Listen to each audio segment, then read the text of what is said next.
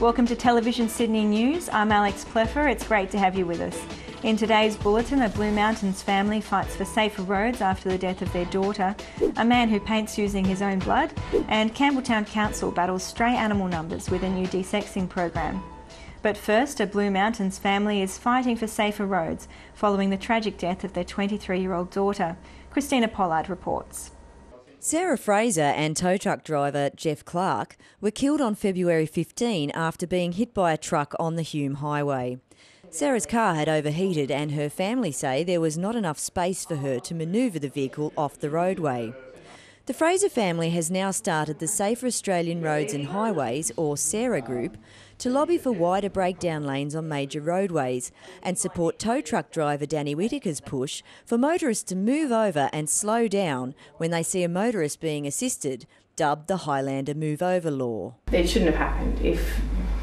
If she had been off the lane, that truck would have just been a truck driving past rather than a truck that had to swerve not to hit them. No family should have had to go through what we've gone through in the last 3 weeks under any circumstance.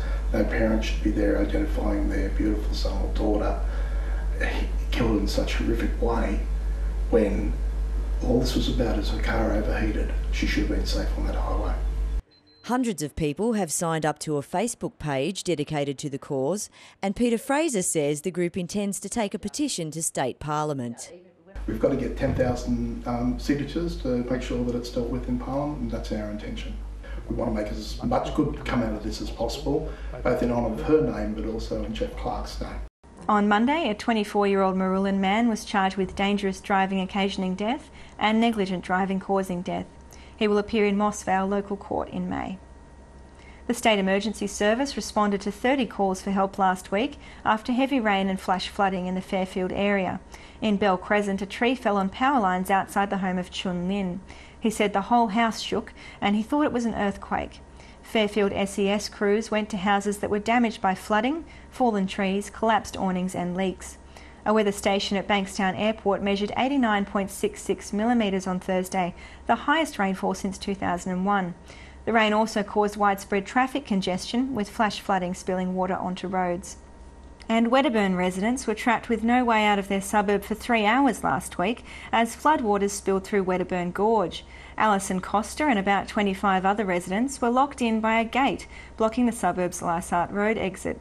Campbelltown councillor Rudy Kolkman says Wallandilly Council ignored his campaign 6 years ago to keep the road open. Campbelltown Council General Manager Paul Tosey says residents should call 000 in an emergency. And in police news, 2 men appeared before Sutherland Local Court on Wednesday after police smashed a global gun trafficking syndicate operating out of Sylvania Waters Post Office and a nearby shipping business. Police allege a criminal ring was responsible for importing illegal Glock handguns from Germany that were being sold to bikie and Middle Eastern gangs. A 21-year-old male Transitorm employee was charged with importing and selling 150 unregistered firearms, possessing 3 unregistered firearms and participating in a criminal activity group. The 31-year-old male post office licensee faces 7 charges, of which 4 are firearm related and 1 is a drug charge. Magistrate Sharon Holdsworth refused bail and adjourned the matter to Central Local Court on the 9th of May. Police found more than 200 cannabis plants inside a house that caught fire in Bonnie Rig last week. After the fire was extinguished, police searched the house and discovered it was being used to grow cannabis using the indoor hydroponic method. Officers from Strikeforce Zambezi seized 208 cannabis plants with a potential street value of $695,000. Investigations are continuing. Detectives are treating the discovery of blood in a Riverwood school cubby house as the possible homicide of a child or small adult. More than a litre of human blood belonging to an unidentified male was found inside the wooden cubby house by Riverwood Public School staff on their return from holidays on Tuesday, January 31. Police believed a child or small adult had met foul play because of the shape of the blood stain and were keen to hear from anyone who had concerns for a relative, friend, neighbour, classmate or work colleague who had disappeared in January. 124 people were charged with possessing drugs, including ecstasy, ice and cocaine, at Sydney's popular Future Music Festival last weekend. 6 people were charged with supplying drugs at the Randwick Racecourse event, attended by about 45,000 people. More than 2,000 walkers, including Premier Barry O'Farrell, donned their sneakers for the Campbelltown City Challenge walk last weekend. Mr O'Farrell said he was thrilled to see so many people using the Australian Botanic Garden at Mount Annan, from which his government had abolished the entrance fee. Campbelltown Mayor Annalak Chanthavong was glad to see the Premier there, despite Mr O'Farrell beating him in the walk. The council runs the event to promote active and healthy lifestyles. Thousands of people turned out for the 4th Tattoo and Body Art Expo at Sydney Showground last week. Featuring local and international artists, the 3-day expo showcased the best in flesh masterpieces and piercings. Among local celebrities was international airbrush artist Wayne Harrison of Penrith, who drew plenty of attention using models as canvases. Australian artist Dr Rev and his blood art were also big attractions on the day. Dr Rev paints using his own blood, and his images have become known worldwide. The weekend also featured tattoo competitions and plenty of entertainment. Harrington Park's Daniel Gill wasn't the only Macarthur local playing a big role in his recent world title defence in Hobart. Mount Annan's Lance Holland-Keane was flown down to be the ringside doctor for Gill's IBF middleweight world title fight. Gill defended his world boxing title with a unanimous points decision over Osumanu Adama of Ghana. When not overseeing the safety of boxing bouts, Dr Holland-Keane is an emergency doctor at Campbelltown and Camden hospitals.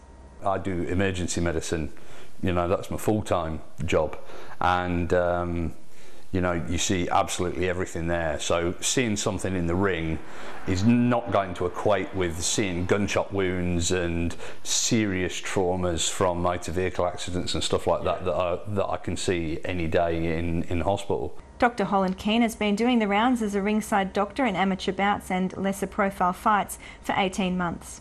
And from a medical point of view, you know, you start to watch a fighter a lot more if they're starting to look tired, because that's when they might get caught with a shot, and that's the thing that is the most serious. If you see them get caught with a big shot to the head, you know, and it's a knockout, that's the biggest concern as a ringside doctor.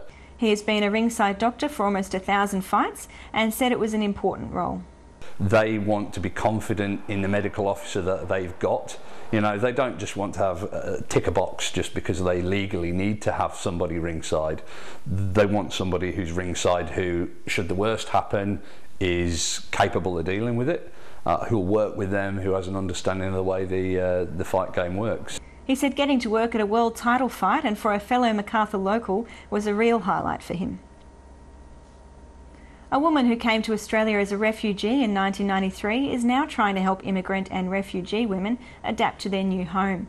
32-year-old Diko Omar has run social and child development programs in Africa, Australia and the US, and is trying to set up culturally appropriate family daycare in conjunction with Arncliffe Community Centre.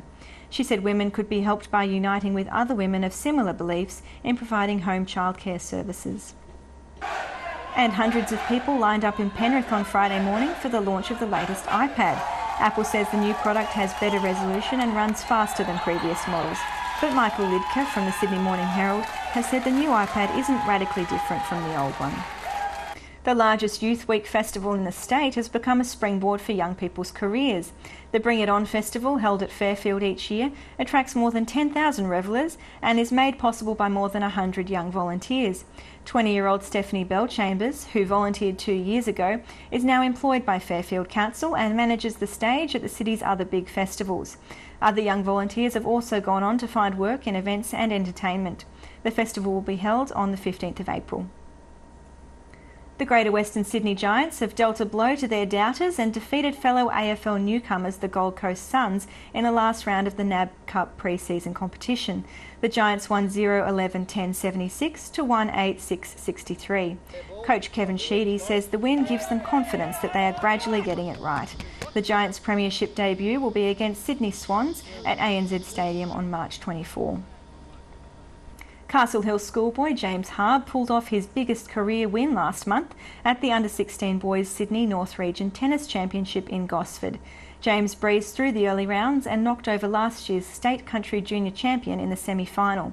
He then beat an older opponent 6-love in the final. Next Friday, James will compete in the Open's Head Twilight Series No. 3 tournament at Sydney Olympic Park. Sutherland runner Eloise Wellings hopes training on an anti-gravity running machine might give her an advantage over other runners before this year's London Olympics. The 29-year-old middle distance runner has not raced seriously since a stress fracture in her ankle ruled her out of the World Championships last August. On the machine, Wellings has been able to take the weight off her legs while pounding out hundreds of kilometres. Sutherland's PTC gym is one of the few in Australia with an anti-gravity machine for public use. In a bid to combat Campbelltown's growing population of stray cats and dogs, Campbelltown Council and the RSPCA will help locals get their pets desexed at a cheaper price. Along with the University of Sydney, they launched the Community Animal Welfare Scheme on Thursday. The scheme gives pensioners and low-income residents from Rosemeadow and Ambervale a chance to learn about animal welfare and have their pets desexed at a reduced cost. Participants will learn about their responsibilities as pet owners, humane treatment of animals and safety. Veterinary students at the University of Sydney Camden campus will perform the desexing operations under the supervision of qualified vets. And that's all we have time for here on Television Sydney News. For more information, pick up your local Fairfax newspaper. I'll see you next time.